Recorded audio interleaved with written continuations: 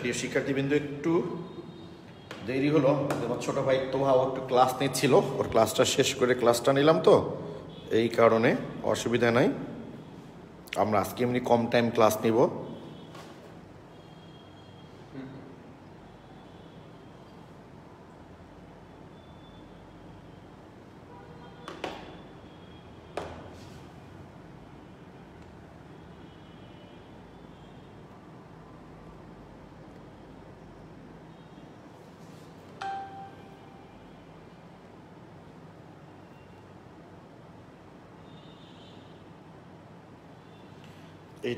মোটামুটি 100 স্টুডেন্ট হলে আমরা ক্লাসটা শুরু করবো। হ্যাঁ,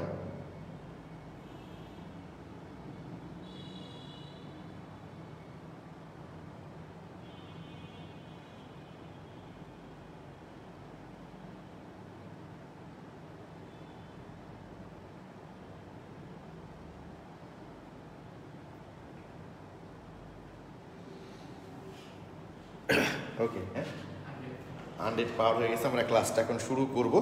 জাস্ট একটু বয়াটা সেট করে দেখি সাউন্ডটা ঠিক মতো কাজ করে কি না। ওকে,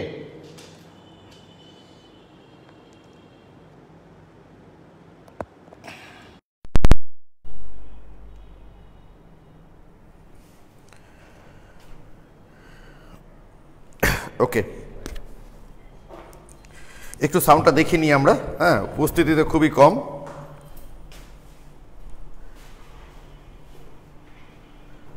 একটু সাউন্ডটা দেখো তো ভাই, একটু দেখো সাউন্ডটা বোঝা যায় কিনা।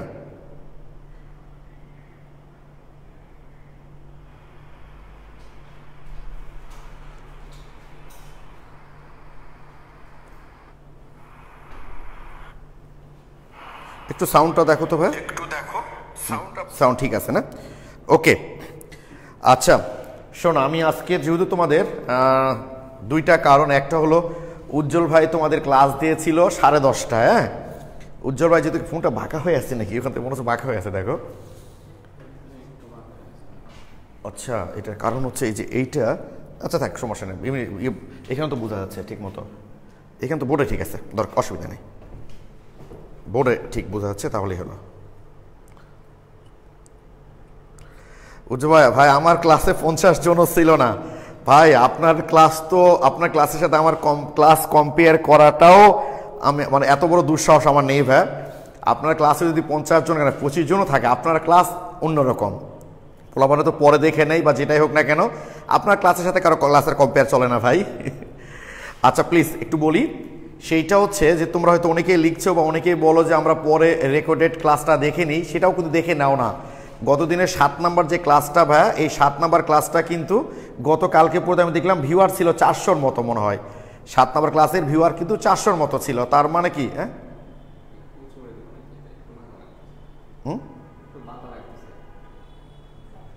অসুবিধা নেই, ক্লাস কি ঠিক আছে। এই কারণে পরেও কিছু পোলাপান দেখে না, তো অসুবিধা নেই। যারা দেখে, আমি ওই যে একটা জ্ঞানী ব্যক্তির কথা না, যে আমাকে ভালোবাসে না তার জন্য আমার কোনো টাইম নাই, বা যে আমার কাছে আমাকে ভালোবাসে তার জন্য তো আমার আসলে একটা দায়িত্ববোধ আছে। আমি, তোমরা যারা ক্লাস করছো তাদের জন্য অবশ্যই ক্লাস নিব আমি।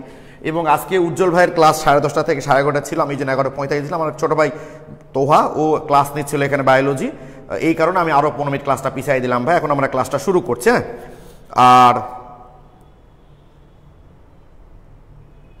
আর অসময়ায়ন প্রভাব টপিকটা অবশ্যই বুঝাবো। আমরা এখনো সময়নে তো যাইনি হাসিব রহমান, আমরা এখনো সময়নে যাইনি ভাই। সময়ন ক্লাসটা আমরা এখনো যাইনি, আমরা গেলে এখন অবশ্যই সলভ করব, তোমাদের কোনো কিছু বাদ রাখবো না, কারণ এই টপিকসটা খুবই গুরুত্বপূর্ণ, সুতরাং বাদ রাখার কোনো প্রশ্নই ওঠে না। তো আমি এখন শুরু করছি তোমাদের ক্লাসটা।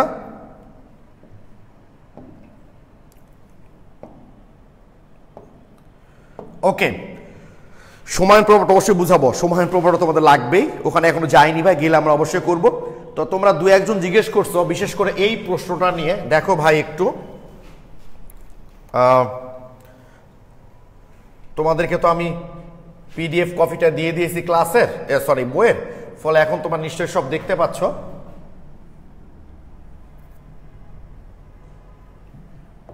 একটু দেখো ভাইয়া তোমরা, তাহলে বিষয়টা তোমাদের ক্লিয়ার হয়ে যাবে। ওকে,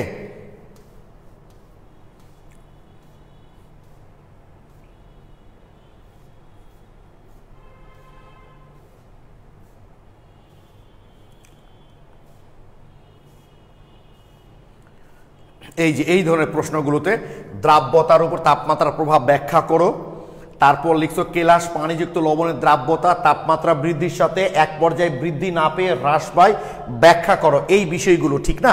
ওকে, দেখো আমার মনে হয় তোমার ক্লিয়ার হয়ে যাবা।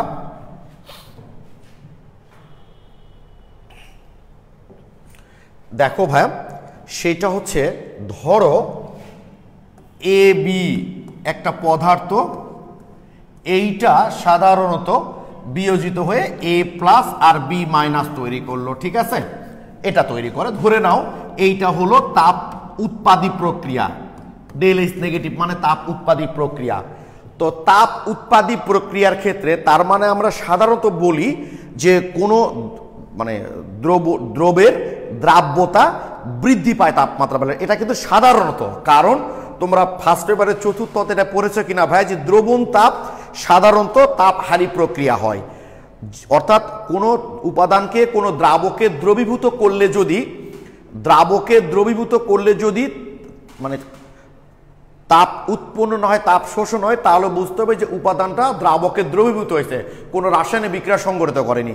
আর যদি কোনো রাসায়নিক বিক্রিয়া সংঘটিত হয় তাহলে ওখানে কিন্তু তাপ উৎপন্ন হয়, ওটা তাপ উৎপাদী প্রক্রিয়া হয়। মেডিকেল 2006-07 সালে এখান থেকে এমসিকিউ দিয়েছে, তো যখন আমরা চতুর্থ অধ্যায়ে যাব তখন দেখব। তো দেখো ভাই, এইটা যদি তাপ উৎপাদী প্রক্রিয়া হয় তাহলে তাপ উৎপাদী প্রক্রিয়ার ক্ষেত্রে তাপমাত্রা বাড়ালে বিক্রিয়া কোন দিকে যায়? পিছনের দিকে যায়, কি তো ঠিক কিনা? তাপ উৎপাদী বিক্রিয়ার ক্ষেত্রে তাপমাত্রা বাড়ালে বিক্রিয়া পিছনের দিকে যায়। তার মানে এই যে এবি, এই যৌগটার কিন্তু অবশ্যই তাপমাত্রা বাড়ালে দ্রাব্যতা কিন্তু, কারণ এটা আয়নিত হয়ে দ্রাব্যতা মানে কি, এটা দ্রবীভূত হবে, তাই তো? তার মানে এই দ্রাব্যতা কিন্তু হ্রাস পাবে। বাট এটা যদি এরকম হতো এ বি, এই যে দেখো এ প্লাস বি, এটা যদি হয়, এটা যদি তাপ হারি প্রক্রিয়া হয়, তাপহারী প্রক্রিয়া ক্ষেত্রে তাপমাত্রা বাড়ালে বিক্রিয়া কিন্তু সামনের দিকে যায়, তার মানে দ্রাব্যতা হচ্ছে বাড়বে। কি ক্লিয়ার? তাহলে মাথায় থাকে যেন তাপ উৎপাদী বিক্রিয়ার ক্ষেত্রে তাপমাত্রা বাড়ালে দ্রাব্যতা কমবে, কারণ বিক্রিয়া পেছনের দিকে যাবে। আর তাপহারী বিক্রিয়ার ক্ষেত্রে তাপমাত্রা বাড়ালে বিক্রিয়া যদি সামনের দিকে যায় ফলে অবশ্যই দ্রাব্যতা বৃদ্ধি পাবে। এইটুকু বুঝতে পেরেছো কিনা প্লিজ আমাকে একটু কমেন্টে জানাও। তাপ উৎপাদী বিক্রিয়ার ক্ষেত্রে তাপমাত্রা বাড়ালে দ্রাব্যতা হ্রাস পাবে, আর তাপহারী বিক্রিয়ার ক্ষেত্রে তাপমাত্রা বাড়ালে দ্রাব্যতাটা বৃদ্ধি পাবে। এইটুকু বুঝতে পেরেছো কিনা? আর সোমায়া ইসলাম লিখেছো ক্লিয়ার ভাইয়া, থ্যাংক ইউ। আর কেউ একটু প্লিজ তোমাদের কমেন্টের জন্য ওয়েট করছি। আর দু একজনের কমেন্ট দেখলে Tilottama Pal clear, Farhan Masuk clear, Shraboni clear, thank you. Shruti কি লিখছো এটা? Shruti Joly clear, okay Sajib clear. এখন দেখো ভাইয়া তোমরা একটু, এই যে সোডিয়াম সালফেট ধরো এই কেলাসযুক্ত, আচ্ছা তোমরা জানো যে যেসব কেলাসিত পদার্থের কেলাস তৈরি করার সময় অপরিহার্য অংশ হিসাবে পানি যুক্ত থাকে তাদেরকে কিন্তু আমরা আর্দ্র কেলাস বলি। অর্থাৎ এই 10 অণু পানি না থাকলে এই কেলাসটা কিন্তু তৈরি হতো না। কেলাস মানে তো ভাই বোঝো দানাদার পদার্থ, দানাদার কঠিন পদার্থ গঠনের উপর ভিত্তি করে কঠিন পদার্থ হচ্ছে দুই প্রকার, একটা হলো দানাদার, একটা হলো অদানাদার। যেমন কয়লা, কাঁচ, এগুলো হচ্ছে অদানাদার পদার্থ। আর যেসব কঠিন পদার্থের একটা নির্দিষ্ট ত্রিমাত্রিক গঠন আছে, ধরো কেউ ঘনকীয় হয়, কেউ চতুস্তলকীয় হয়, ঠিক আছে, এরকম যাদের ত্রিমাত্রিক গঠন আছে তারা হয় দানাদার। আর এই দানাদার পদার্থগুলোকে আমরা কেলাসিত পদার্থ বলি। যেহেতু দানাদার পদার্থগুলোর একটা নির্দিষ্ট ত্রিমাত্রিক গঠন আছে তাই এদের কিন্তু একটা নির্দিষ্ট গলনাঙ্ক আছে, কিন্তু অদানাদার পদার্থের কিন্তু নির্দিষ্ট কোনো গলনাঙ্ক নাই। তো দেখো এই যে তোমাদের খুব পরিচিত একটা যৌগ লিখছি আমি, কপার সালফেট, 5 অণু পানি। তো এই 5 অণু পানিকে যদি তুমি এখান থেকে সরিয়ে দাও তাহলে এটা কিন্তু কেলাস রূপে থাকবে না, এটা সলিড রূপে আর থাকবে না। মানে সলিড কেলাস যেটা ত্রিমাত্রিক যে গঠন থাকে নির্দিষ্ট সেইটা থাকবে না, সাদা পাউডার হয়ে যাবে। অর্থাৎ এই কেলাসটা তৈরি করতে গেলে আমার অবশ্যই 5 অণু পানি যুক্ত থাকতে হবে। এটাও তাই, কেলাসটা তৈরি হতে গেলে 10 অণু পানি যুক্ত থাকতে হবে। তো এই যে যৌগটাকে যখন আমরা প্রথমে পানিতে দ্রবীভূত করি, পানিতে যখন সে প্রথমে দ্রবীভূত হয় তখন এটা তাপহারী প্রক্রিয়া হয়। আর তাপহারী প্রক্রিয়ার ক্ষেত্রে তাপমাত্রা বাড়ালে বিক্রিয়া সামনের দিকে যাবে, তাই প্রথম দিকে তাপমাত্রা বাড়ালে দ্রাব্যতা বৃদ্ধি পায়। কিন্তু যখন একটা নির্দিষ্ট টেম্পারেচার, এক একটা কেলাসিত পদার্থের একটা নির্দিষ্ট বিভিন্ন তাপমাত্রা আছে, এটার ক্ষেত্রে বোধহয় 32 পয়েন্ট সামথিং, সেই তাপমাত্রা যখনই পার হয়ে যায়, যখন এই বন্ধনটা ভাঙতে থাকে এখান থেকে, এটা মানে পানিটা যখন শুধু সোডিয়াম সালফেট তৈরি করে তখন এটা হয়ে যায় একটা তাপ উৎপাদী প্রক্রিয়া। কি হয় ভাইয়া? প্রথমে অর্থাৎ সহজ কথা ভাই, যে এই দ্বারা যখন আস্তে আস্তে পানিতে দ্রবীভূত হয়, মাথায় রাখবা, পানিতে যখন দ্রবীভূত হয় তখন ওটা হয় তাপ হারি প্রক্রিয়া। কি প্রক্রিয়া ভাই? তাপ হারি প্রক্রিয়া। কারণ এখান থেকে বন্ধনটাকে আস্তে আস্তে ভাঙতে হয়, আর বন্ধন ভাঙ্গন একটা তাপ হারি প্রক্রিয়া, তোমরা জানো। বন্ধন গঠন হলো একটা তাপ উৎপাদী প্রক্রিয়া, আর বন্ধন ভাঙ্গন হলো একটা তাপ হারি প্রক্রিয়া। কারণ বন্ধন গঠন তাপ উৎপাদী এই জন্য যে বন্ধন কখন গঠন হবে? স্থিতিশীল হবে। কোন একটা অণু বন্ধন গঠন করার পর তো অস্থিতিশীল হবে না। তোমার বাড়িতে দেখবা তোমার ভাই, বড় ভাই আছে, খুব বাউন্ডলে সারা দিন রাত ঘুরে বেড়ায়, বাবা কি বলে বলো, তোকে বিয়ে দাও, বিয়ে দিলে সে স্থিতিশীল হয়ে যাবে। আর সবাই বন্ধন গঠন করতে চায় কিন্তু স্থিতিশীল হওয়ার জন্য। তো এই অণুটা যখন বন্ধন গঠন করেছে স্থিতিশীল, এবার বন্ধন ভাঙবো, তা আমাকে অস্থিতিশীল করতে হবে ওখানে, আর এই জন্য তাপ বাইরে থেকে তাপ দিতে হয়। অর্থাৎ এই ভাঙ্গনটা একটা তাপহারী প্রক্রিয়া। তো এইটা যখন সম্পূর্ণ ভেঙে চলে যায়, এবার কিন্তু আবার তাপমাত্রা কি হয় বলতো, বাড়তে শুরু করে প্রক্রিয়া, অর্থাৎ তাপ উৎপাদী প্রক্রিয়া হয়। তাই এই জন্য প্রথম দিকে আগে তাপমাত্রা বাড়লে দ্রাব্যতা বৃদ্ধি পায়, কারণ ওই পর্যন্ত তাপহারী প্রক্রিয়া হয়। এরপর তাপমাত্রা বাড়ালে আবার যেহেতু পরবর্তী অংশ তাপ উৎপাদী, ফলে দ্রাব্যতা হ্রাস পায়। আমি আবারও বলছি, প্রথমে যখন আমরা পানিতে দ্রবীভূত করি তখন এই বন্ধনটা ভাঙে, দর্শন পানির এই বন্ধন এখান থেকে ভেঙে যায়, আর বন্ধন ভাঙ্গন একটা তাপহারী প্রক্রিয়া। তাই প্রথম অংশটা তাপহারী হয়, তাই তাপমাত্রা বাড়ালে দ্রাব্যতা বৃদ্ধি পায়। এইটা যখন সম্পূর্ণ চলে যায়, এবার যখন শুধু সোডিয়াম সালফেট থাকে, এইটা পানিতে দ্রবীভূত হওয়ার সময় রাসায়নিক বিক্রিয়া সংঘটিত হয়, তখন তাপ উৎপন্ন হয়। এবং তাপ উৎপাদী বিক্রিয়ার ক্ষেত্রে তাপমাত্রা বাড়ালে বিক্রিয়া পিছনের দিকে আসে, অর্থাৎ তাপমাত্রা হ্রাস পায়। এই কারণেই ব্যাখ্যা দেওয়া আছে এখানে। বলতো ভাই, বুঝতে পারলা কিনা? প্লিজ একটু কমেন্টে জানাও ব্যাপারটা বুঝতে পারলা কিনা। তোহা কোনো গুরুত্বপূর্ণ প্রশ্ন থাকলে আমাকে একটু বলো তো, যদি কোনো স্টুডেন্ট ওখানে প্রশ্ন করে। ভাই সবার তো দেখা সম্ভব হয় না। আমি আবারও বলছি যে এইটাকে যখন প্রথমে পানিতে দ্রবীভূত করা হয়, করে এই যে 10 অণু পানি যখন এখান থেকে ভেঙে যায় কেলাসটা, সেই অংশটা হচ্ছে একটা তাপ হারি প্রক্রিয়া। ফলে তাপমাত্রা বৃদ্ধি করলে দ্রাব্যতা বৃদ্ধি পায়। এইটা যখন সম্পূর্ণ বিচ্ছিন্ন হয়ে যায়, এইবার এই অংশটা যখন পানিতে দ্রবীভূত করা হয় তখন সেটা হয় তাপ উৎপাদী প্রক্রিয়া। আর তাপ উৎপাদী প্রক্রিয়ার ক্ষেত্রে তাপমাত্রা বাড়ালে দ্রাব্যতা আসলে হ্রাস পায়। এই জন্য প্রথমে বৃদ্ধি পায়, একটা নির্দিষ্ট তাপমাত্রার পর সেটা হ্রাস পায়। থ্যাংক ইউ, সবাই লিখেছ ক্লিয়ার?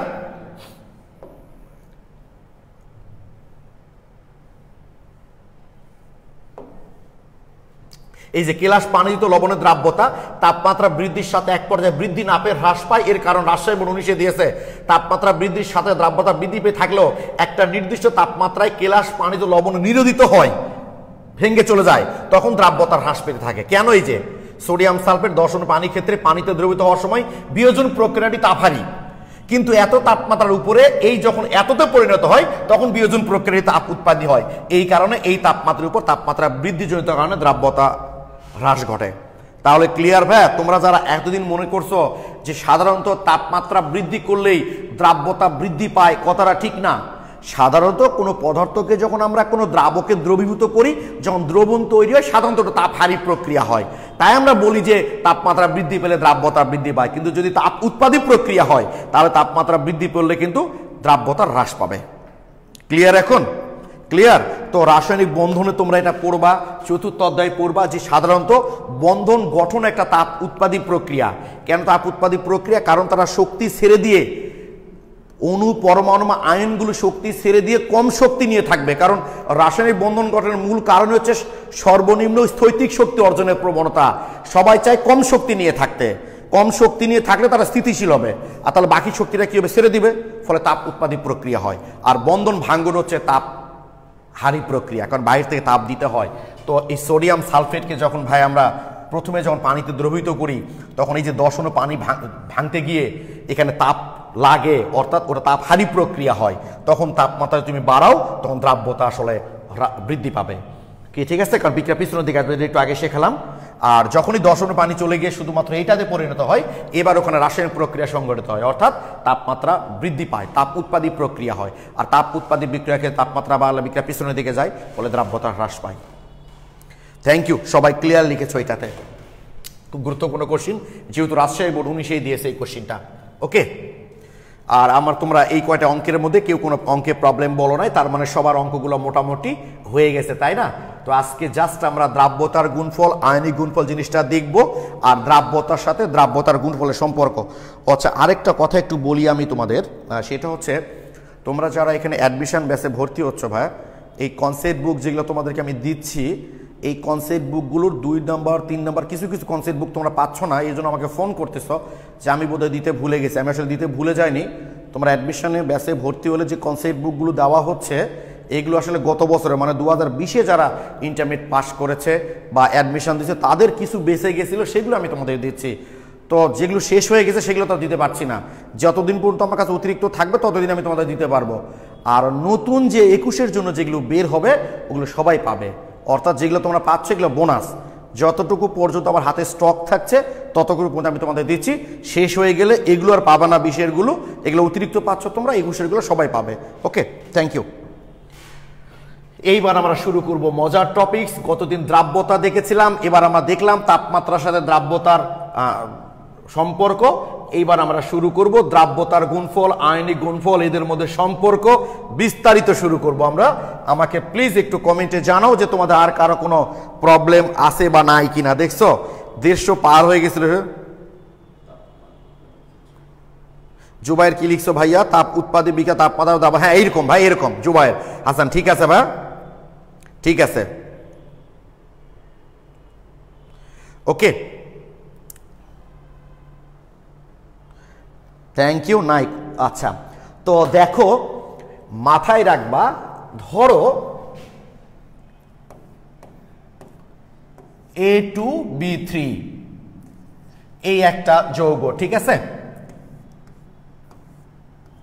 মাথায় রাখবা দ্রাব্যতার গুণফল স্বল্প দ্রবণীয় আয়নিক যৌগের ক্ষেত্রে প্রযোজ্য। কথাটা বলতে তোমাদের কনসেপ্ট বুকে লেখা আছে না? লেখা আছে মনে হয়, দাঁড়াও দাঁড়াও দাঁড়াও, লেখা না থাকলে লিখে নিতে বলবো।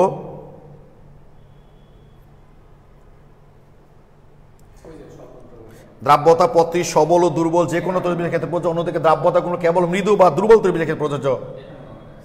আরেকটু ফ্রেশ করে লেখা যেত, আরেকটু ফ্রেশ করে লেখা যেত আর কি, সেটা হচ্ছে লিখে নিতে পারো। এখান থেকে অনেক এমসিকিউ তোমাদের আসে, সেটা হলো লিখে রাখো তোমরা খাতায়। দ্রাব্যতার গুণফল, দ্রাব্যতার গুণফল, দ্রাব্যতার গুণফল শুধুমাত্র, কেন ব্যাখ্যা করব অবশ্যই, দ্রাব্যতার গুণফল শুধুমাত্র স্বল্প দ্রবণীয়, দ্রাব্যতার গুণফল শুধুমাত্র স্বল্প দ্রবণীয় আয়নিক যৌগের ক্ষেত্রে প্রযোজ্য। দ্রাব্যতার গুণফল শুধুমাত্র স্বল্প দ্রবণীয় আয়নিক যৌগের ক্ষেত্রে প্রযোজ্য, আয়নিক যৌগের ক্ষেত্রে প্রযোজ্য। আচ্ছা, দ্রাব্যতার গুণফল শুধুমাত্র স্বল্প দ্রবণীয় আয়নিক যৌগের ক্ষেত্রে প্রযোজ্য, ঠিক আছে? দ্রাব্যতার গুণফল, দ্রাব্যতার গুণফল শুধুমাত্র স্বল্প দ্রবণীয় আয়নিক যৌগের ক্ষেত্রে প্রযোজ্য।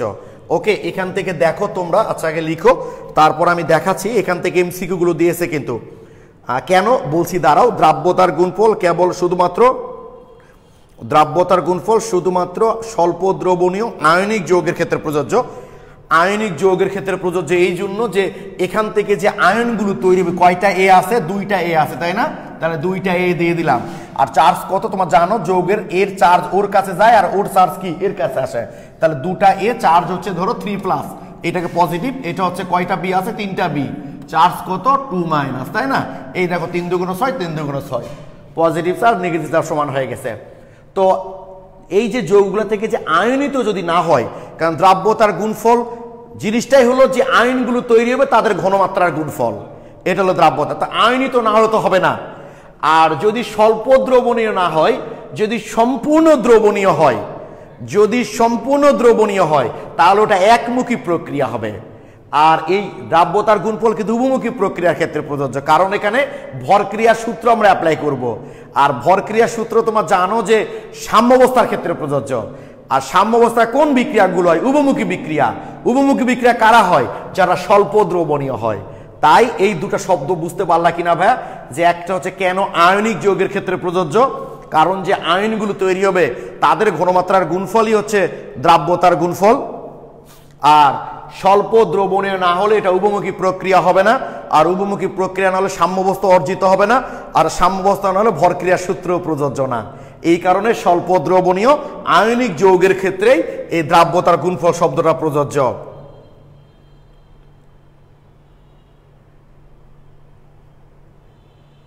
প্লিজ ক্লিয়ার কিনা? আসির রহমান লিখছে, আচ্ছা প্লিজ একটু বলো তো ভাইয়া যে কেন এই দুটা গুরুত্বপূর্ণ শব্দ আমি এখানে লিখেছি। একটা হচ্ছে আয়নিক যৌগের ক্ষেত্রে কেন প্রযোজ্য আয়নিক যৌগ, আর একটা কি বললাম স্বল্প দ্রবণীয়। এই যে স্বল্প দ্রবণে এই দুটা জিনিস ক্লিয়ার কিনা? থ্যাংক ইউ, সবাই ক্লিয়ার লিখেছো। তো আমি একটু এমসিকিউ দেখাতে চাচ্ছি তোমাদের, তাই না? একটু এমসিকিউ দেখাই ভাইয়া, দেখো তাহলেই বুঝতে পারবা জিনিসগুলো কেন জানা দরকার। এটা খুবই গুরুত্বপূর্ণ, তোমরা খেয়াল করে দেখো। আমি কিন্তু তোমাদের এই টপিকসে কোনো তাড়াহুড়ো করছি না ভাই, এই কারণে এই যে পেয়ে গেছে অলরেডি, এখানে হাতটা থেমে গেছে। দ্রাব্যতার গুণফল কোনটির ক্ষেত্রে প্রযোজ্য? রাজশাহী ইউনিভার্সিটি সি ইউনিট 15-16, উচ্চ দ্রাব্য আয়নিক যৌগ, উচ্চ দ্রাব্য সমযোজী যৌগ, স্বল্প দ্রাব্য আয়নিক যৌগ, স্বল্প দ্রাব্য সমযোজী। কোনটা আনসার হবে? স্বল্প দ্রাব্য আয়নিক যৌগ। একটু আগে যেটা তোমাদের আমি লিখে দিলাম, তাই না? আচ্ছা, ঢাকা ইউনিভার্সিটি এখান থেকে কোশ্চিন এসছে, আমি দেখছি, একটু দেখি 15-16তে বোধ হয়, লবণের দ্রাব্যতার গুণফল নির্ণয় কোন ধরনের দ্রবণ উপযোগী। একটু পরে আমরা যাব স্যাচুরেটেড দ্রবণ, অর্থাৎ সম্পৃক্ত দ্রবণ। আসতেছে আমি, দেখো ভাই, থ্যাংক ইউ, সবাই লিখেছ ক্লিয়ার? ওকে, তাহলে দ্রাব্যতার গুণফল শুধুমাত্র স্বল্প দ্রবণীয় আয়নিক যৌগের ক্ষেত্রে প্রযোজ্য। তাহলে এইটুকু সবাই ক্লিয়ার, তাই তো? আচ্ছা, তো তোমরা ভরক্রিয়ার সূত্র থেকে কি জানো দেখো তো? কে ইজিক্যাল টু উৎপাদের ঘনমাত্রা মোল ঘাত হয়ে যায়, আর হচ্ছে বিক্রিয়কের ঘনমাত্রা, এই যে, তাই তো? A2B3। আচ্ছা, অনেক সময় পোলাপান আমাকে বলে এই মোলগুলো আসলে কেন ঘাত হয়ে যায়? মোল ঘাত হয়ে যায় ভাইয়া, আসলে জিনিসটা কিন্তু এইটা না, জিনিসটা কিন্তু আসলে এইটা। তোমরা ভরক্রিয়ার সূত্র থেকে নিশ্চয়ই জানো, কোন বিক্রিয়ার বেগ, বিক্রিয়া অংশগ্রহণকারী বিক্রিয়কের সক্রিয় ভর, আমি চতুর্থ অধ্যায় গেলে ডিটেলস আলোচনা করব, সক্রিয় ভরের সমানুপাতিক। আসলে নিয়ম হচ্ছে জিনিসটা কিন্তু এই জিনিস, দেখো একটা মিশাই দিচ্ছি, এটা কিন্তু ভাই এই জিনিস। দেখো তোমরা ভরক্রিয়ার সূত্রে দেখেছো যে বিক্রিয়কগুলো থাকে, তাদের সক্রিয় ভর বা ঘনমাত্রা, যাই বলি, ঘনমাত্রা একটা সক্রিয় ভর। কেন ঘনমাত্রা সক্রিয় ভর, যখন আমি চতুর্থ অধ্যায়ে যাব তখন তোমাদের ডিটেলস বলবো। আসলে যে কটা বিক্রিয়ক থাকবে, যখন সম্মুখ বিক্রিয়ার ক্ষেত্রে এটা বিক্রিয়ক, আর পশ্চাৎমুখী বিক্রিয়ার ক্ষেত্রে এটা বিক্রিয়ক, যতগুলা বিক্রিয়ক থাকবে সবগুলোর ঘনমাত্রার, অর্থাৎ কয়টা এ আছে, নিয়ম হচ্ছে এটা লিখতে হয় ইনটু এই যে দুটা এ। ওকে, কি তোরা দেখো তো বি কয়টা আছে? তিনটা। তার মানে তিনটা বি আমাকে গুণ করতে হবে, তিনটা বি আমাকে গুণ করতে হবে, তিনটা বি আমাকে গুণ করতে হবে। তো একই রকম রাশি তিনটা গুণ না করে কি করি? একটার উপর ঘাত করে দিলেই তো হয়। তাই আমরা এইভাবে না লিখে ভাইয়া এটা এইভাবে লিখি, দেখো। তাই এটা আমরা এই জন্য মোলগুলা কিন্তু ঘাত হয়ে যায়।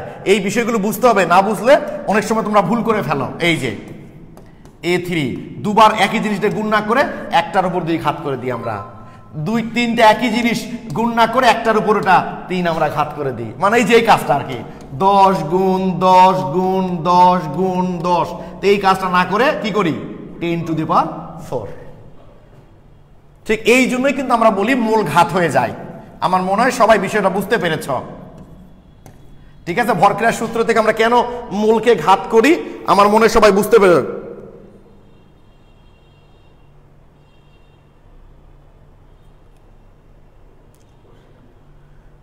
কোনো কোশ্চেন আছে?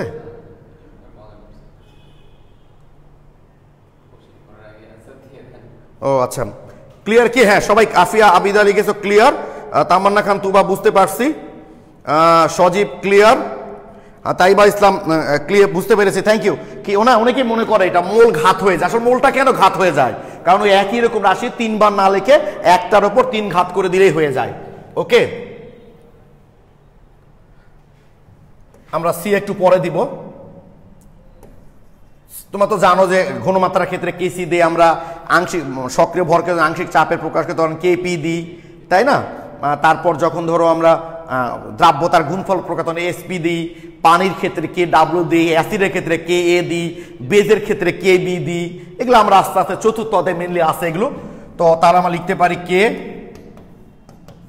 এ সরি এ দুটাই এ লিখছি না, A2 B3 জাস্ট কোনাকুনি গুণ করে দিচ্ছি আমরা, A3 plus square B2 minus Q.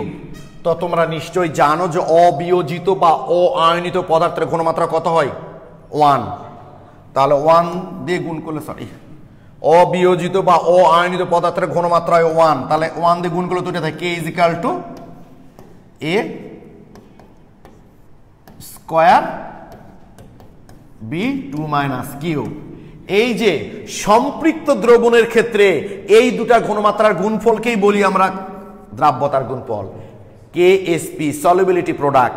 আর যে কোনো ঘনমাত্রার ক্ষেত্রে আমি তোমাদের গতদিন উদাহরণ দিলাম না ভাইয়া, যে আমার ক্লাসরুমের ক্যাপাসিটি হচ্ছে 150 জন, আমার সর্বোচ্চ ক্যাপাসিটি হচ্ছে 150, তার মানে 150টা হচ্ছে আমার দ্রাব্যতা, 150টা কি দ্রাব্যতা, কিন্তু ক্লাসে উপস্থিত আছে 100 জন, এটা হলো দ্রাব্যতা না, এটা নর্মাল ঘনমাত্রা। 120 জন, সর্বোচ্চটা কিন্তু চেঞ্জ হবে না, আমার ডেইলি উপস্থিতি চেঞ্জ হতে পারে, 100 হতে পারে, 120 হতে পারে, যে কোনো হতে পারে, বাট সর্বোচ্চ যে ধারণ ক্ষমতা ওটা কিন্তু চেঞ্জ হবে না। তাই দ্রাব্যতা হচ্ছে ধ্রুবক, তাই দ্রাব্যতার গুণফল ধ্রুবক, অর্থাৎ সম্পৃক্ত দ্রবণের ঘনমাত্রার যে গুণফল সেটা হলো দ্রাব্যতার গুণফল। আর যে কোনো ঘনমাত্রা যদি আমি এ আর বি এর নিই তাহলে সেটা হচ্ছে আয়নিক গুণফল আইপি। এই জন্য আমরা কে আইপি কিন্তু লিখি না, তোমাদের দুই একটা বইয়ে কিন্তু কে আইপি লেখা আছে, কে আইপি লেখা উচিত না। আয়নিক গুণফলের ক্ষেত্রে শুধু আইপি লিখতে হয়, কারণ কে দ্বারা আমরা ধ্রুবক বুঝি, তো আয়নিক গুণফল তো ধ্রুবক না রে ভাই। ওই যে উপস্থিতি 100 হতে পারে, 120 হতে পারে, 80 হতে পারে, সবগুলোর হচ্ছে ঘনমাত্রা, এদের গুণফল হচ্ছে দ্রাব্যতা আয়নিক গুণফল, এটা চেঞ্জ হতে পারে, বা সর্বোচ্চ যে ধারণ ক্ষমতা সেইটা তো চেঞ্জ হবে না, মানে ওইটা ধ্রুবক। তাই দ্রাব্যতার গুণফল হচ্ছে ধ্রুবক, আয়নিক গুণফলটা কিন্তু ধ্রুবক না।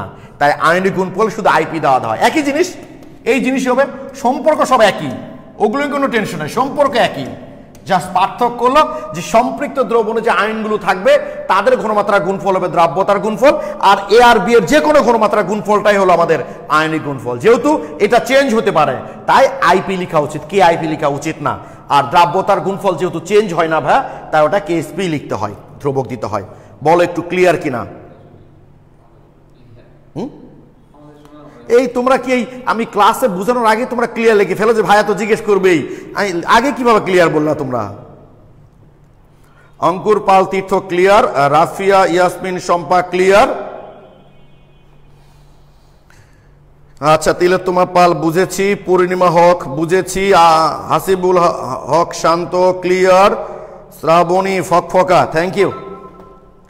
ওকে, তাহলে আমরা মোটামুটি দ্রাব্যতার গুণফল আর আয়নিক গুণফল জিনিসটা বুঝলাম। আমি আবারও বলছি যে সম্পৃক্ত দ্রবণের ঘনমাত্রা যে গুণফল সেটা হলো দ্রাব্যতার গুণফল, আর যে কোনো ঘনমাত্রার গুণফলটা হলো আয়নিক গুণফল। ওকে,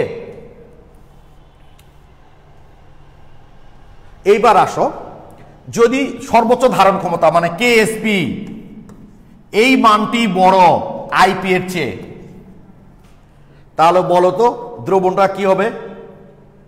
অবশ্যই এই মানটাই বড়, তার মানে কি অসম্পৃক্ত দ্রবণ, এটা অসম্পৃক্ত দ্রবণ, মানে আমার আয়নিক গুণফল হচ্ছে কি আছে, দ্রাব্যতার গুণফল মানটাই বেশি, অর্থাৎ আমার এখানে না ভুল লিখলাম। আচ্ছা, এমনটা যদি হয়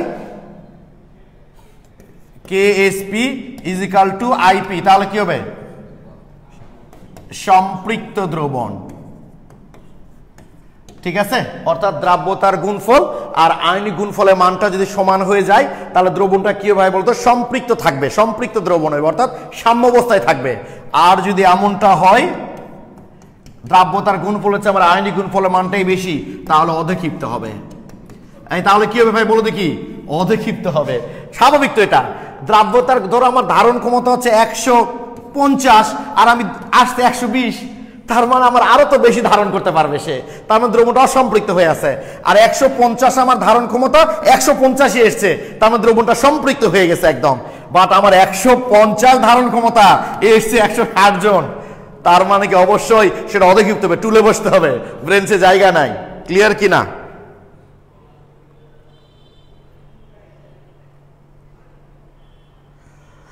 হাসিব এই গ্রুপে কখনো 1.1 না ভাই, 1.3 আপ আছে মেম্বার তোমাদের। ঠিক আছে, থ্যাংক ইউ।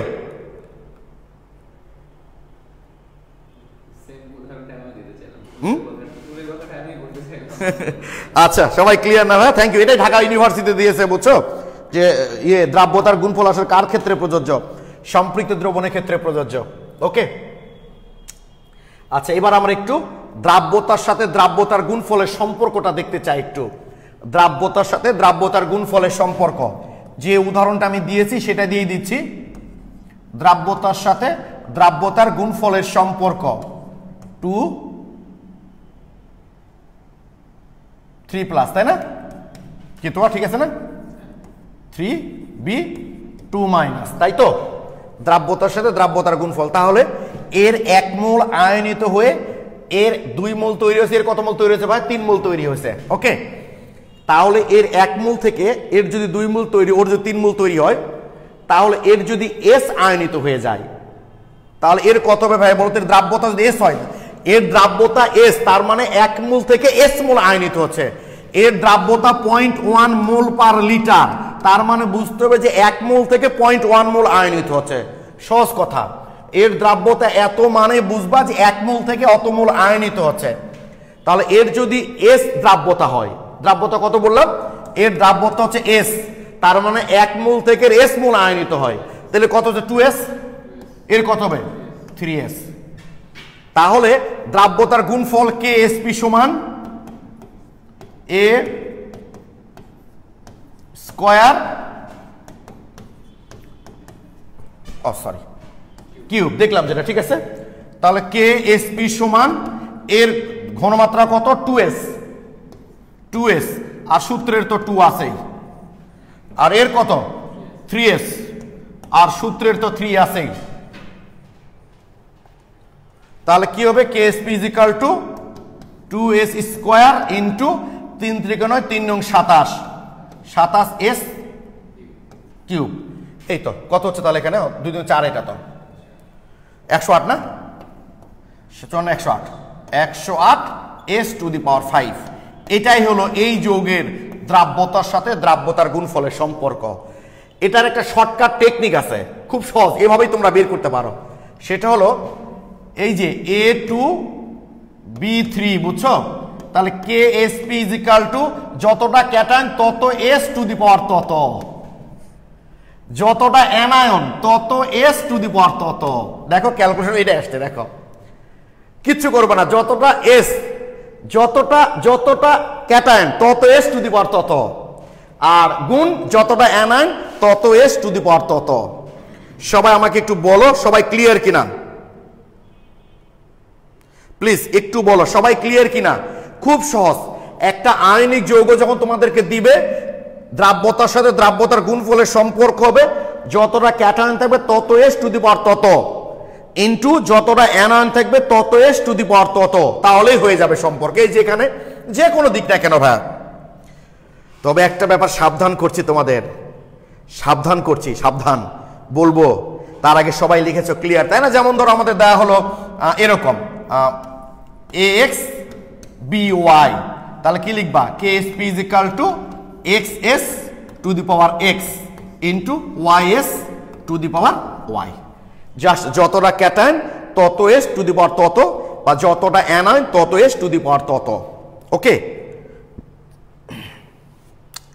তবে সাবধান করছি একটা বিষয় আমি তোমাদের, খুবই সাবধান, সেটা হচ্ছে দ্রাব্যতার সাথে দ্রাব্যতার গুণফলের যখন সম্পর্ক বের করব, তোমরা নিশ্চয়ই জানো যে দ্রাব্যতা কিন্তু আমরা গ্রাম পার লিটার, মোল পার লিটার বিভিন্ন এককে প্রকাশ করি। বাট এখানে কিসে প্রকাশ হচ্ছে দেখো দেখি ভাইয়া তোমরা।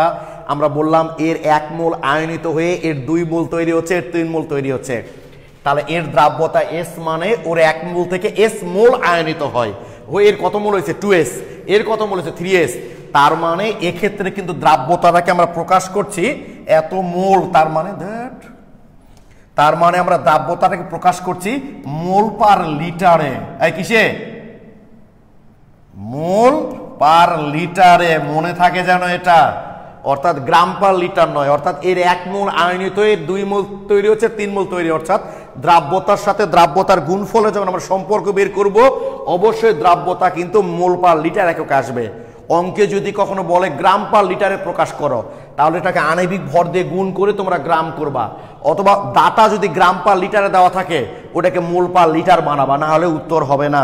আমি দেখাচ্ছি, দাঁড়াও আমি দেখাচ্ছি তোমাদের, তাহলে মাথায় থাকে যেন তোমাদের এটা যে দ্রাব্যতার সাথে দ্রাব্যতার গুণফলের যখন সম্পর্ক বের করা হবে অবশ্যই দ্রাব্যতা কিন্তু মোলে প্রকাশ করব, কারণ আমরা এর 1 মোল থেকে এর কয় মোল তৈরি হচ্ছে 2 মোল, এর কয় মোল তৈরি হচ্ছে 3 মোল, আমরা কিন্তু মোলে হিসাব করছি ভাইয়া।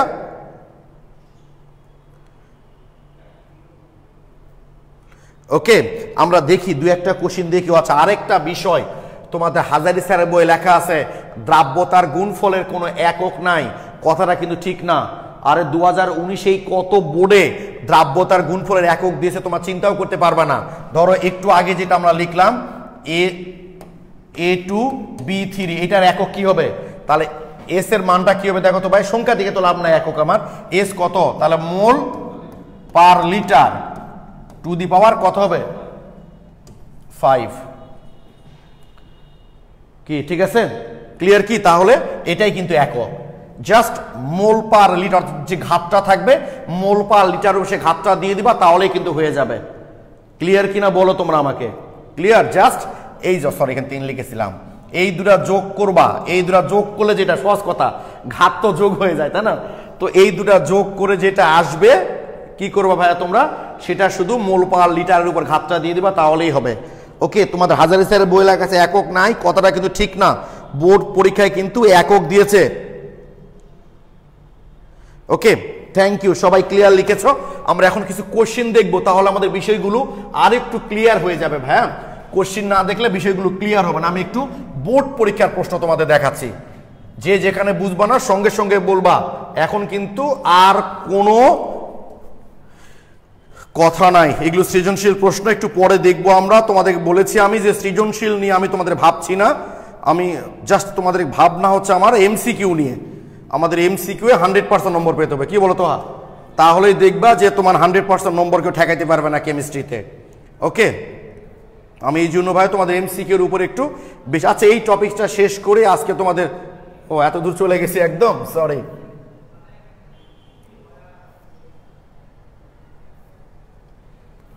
একটু দেখি ভাই, আমরা দ্রাব্যতার সাথে দ্রাব্য, আগামী ক্লাস আমাদের শেষ হয়ে যাবে অধ্যায়টা, মানে অধ্যায়টা বলছে, হ্যাঁ অধ্যায় শেষ হয়ে যাবে, আগামী ক্লাস আমরা শেষ করে ফেলবো ভাই, অসুবিধা নাই। আজকে কি বার? বুধবার। আচ্ছা, এই যে যেমন দেখো, পেয়েছি একটা অঙ্ক সিলভার ক্লোরাইডের, দেখো 8 নাম্বার রাজশাহী বোর্ড 15 অঙ্ক, এটা Rajshahi board 15।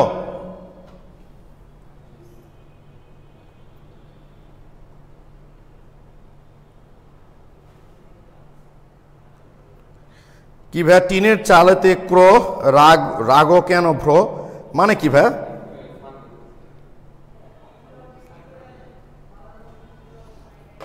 Okay please, silver ক্লোরাইডের দ্রাব্যতা এত, দ্রাব্যতার গুণফল কত? এখন দেখো সিলভার ক্লোরাইড, তোমরা অনেকেই ভাবতে পারো সিলভার ক্লোরাইড একটা ক্যাটায়ন একটা অ্যানায়ন, তাহলে KSP = S গুণ S স্কয়ার। তো তুমি মনে করলা এস এর মান তো দেওয়াই আছে, এটা কিন্তু এস এর মান নয় ভাইয়া, এটা বসালে কিন্তু হবে না। এস এর মান এখানে দেওয়া আছে, ঠিকই আছে, এস এর মান দেওয়া আছে 0.0015 গ্রাম পার লিটার, এটা বসালে হবে না, এটা গ্রাম পার লিটার দেওয়া আছে, মোল পার লিটারে বসাতে হবে, অর্থাৎ এর আণবিক ভর দিয়ে ভাগ করতে হবে। তাহলে 0.0015 বাই 143.5, এই যে সিলভার ক্লোরাইডের আণবিক ভর, এটা সরি অ্যালুমিনিয়াম ক্লোরাইড লিখছি আমি, সিলভার ক্লোরাইড 143, এবার হলো মোল পার লিটার, তাহলে এখানে মানটা আসবে আমাদের 1.05 × 10⁻⁻5 মোল পার লিটার। এটা হলো এস এর মান, এইটা হলো এস এর মান আসলো ভাই, এই মানটা এখানে বসাতে হবে 1.05 × 10⁻⁻5 স্কয়ার। তাহলে বুঝতেই পারছো, তাহলে যদি আমরা গুণ করে দিই তাহলে 1.1 × 10⁻10, ডি নাম্বার উত্তর। এটাই কিন্তু ক্যালকুলেশন। তোমরা বুঝতে পারলা কিনা একটু কমেন্টে জানাও। অর্থাৎ তোমরা যদি এখানে এইটা স্কোয়ার দাও তাহলে উত্তর মিলবে না, কারণ এখানে মানটা গ্রাম পার লিটারে দেওয়া আছে, আর আমাদের কি বললাম আমি, মোল পার লিটার লাগবে।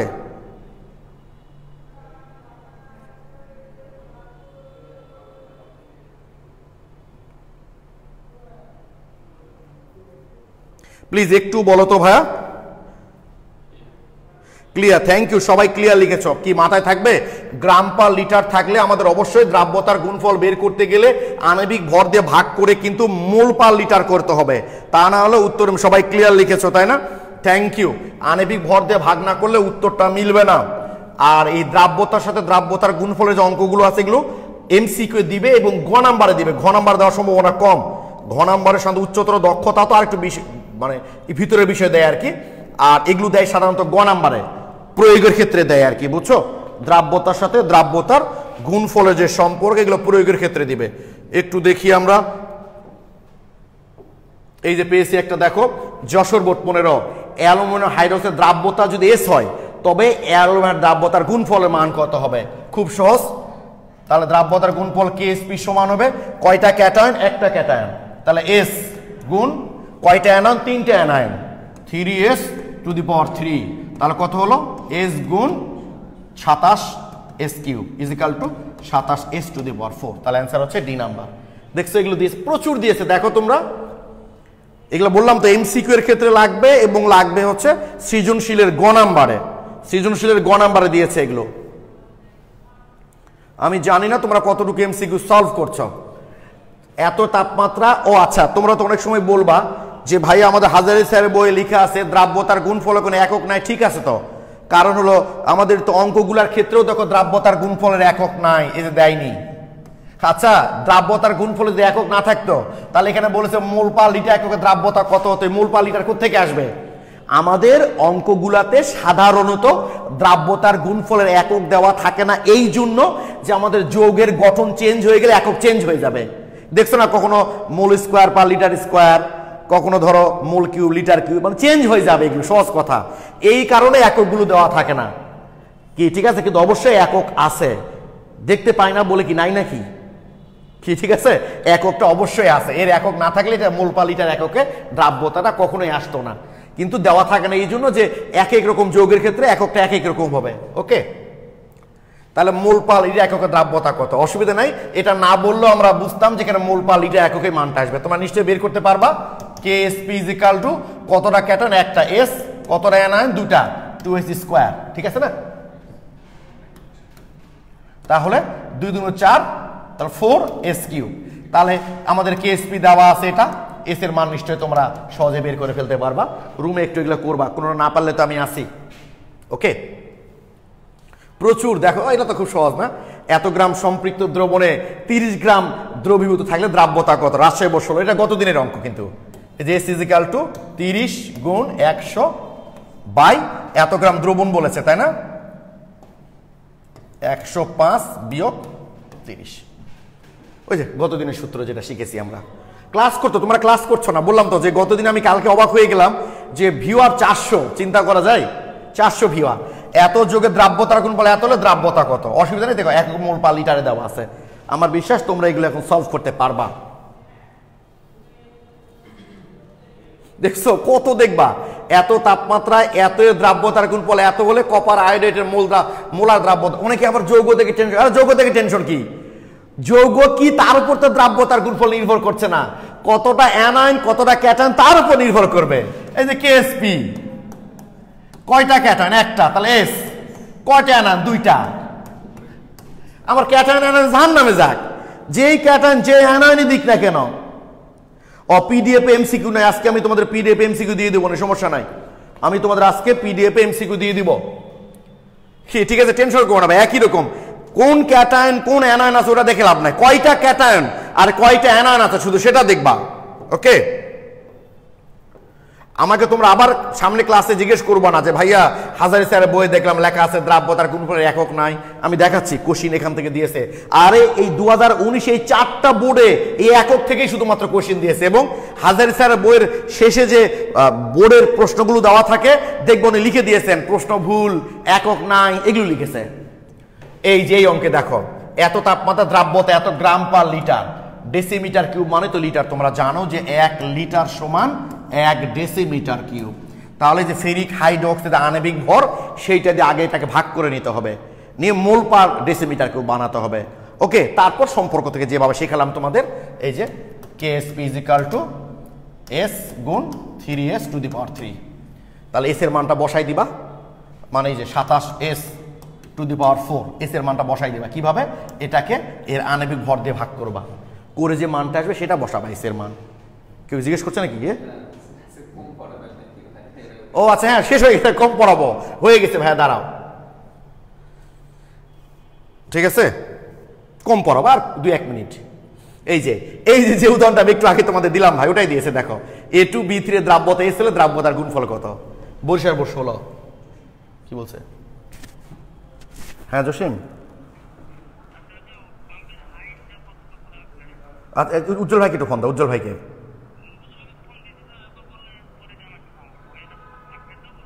হ্যাঁ ও আচ্ছা, একটু তাহলে উজ্জ্বল ভাই ফোন দিচ্ছে, আমি ক্লাস শেষ করছি, দুটি বলো 5 মিনিট দেরি করেন, বলো। হ্যাঁ বোঝনি?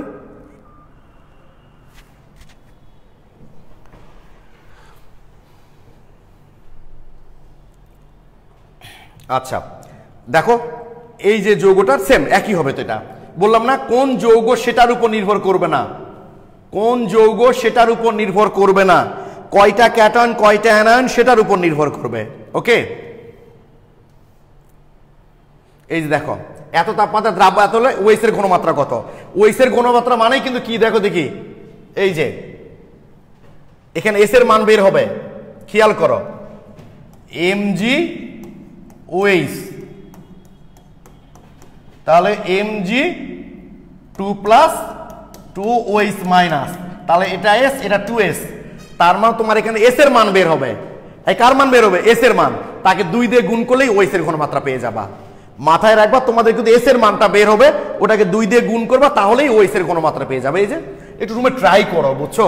আমি জাস্ট তোমাদের একটু এই 19-এর প্রশ্ন দেখাই, যে তোমাদের হাজারে স্যার বই যে লেখা আছে একক নাই, দেখো বোর্ডে প্রশ্নগুলো কিভাবে দিয়েছে, তাহলে বুঝতে পারবে। একদম শেষ থেকে দেখছি ম্যাগনেসিয়াম ফসফেটের দ্রাব্যতার গুণফল, এটা বুঝতেই পারছো। পিএইচ এর মান, পিএইচ তো তোমরা এখন বোধহয় পারবা, ওএইচ এর ঘনমাত্রা এখান থেকে বের হবে, যেখান থেকে ওএইচ এর ঘনমাত্রা বের করবা, করলে পিওএইচ বের হবে, 14 থেকে বিয়োগ করলে পিএইচ পেয়ে যাবা। তোমরা তো ফার্স্ট ইয়ার স্টুডেন্ট না। সালফেটের ঘনমাত্রা প্রচুর কোশ্চিন, বললাম না শেষ। এই যে একক দেখো, অ্যালুমিনিয়াম সালফেটের দ্রাব্যতা গুণফল একক কি হবে? তাহলে 3, 2, 5 কি আছে, কত যোগ করতে বলছি আমি? 3, 2, 5, তার মানে মোল পার লিটার টু দি পাওয়ার 5। তাহলে অ্যান্সার কোনটা হবে? মোল পার লিটার টু দি পাওয়ার 5, তার মানে অ্যান্সার হচ্ছে এ নাম্বার। কি ঠিক আছে? ক্লিয়ার? বললাম তো জাস্ট দুটা যোগ করে মোল পার লিটার বসে ঘাত করে দিবা, তাহলেই হয়ে যাবে। দেখো অনেক আছে এখান থেকে।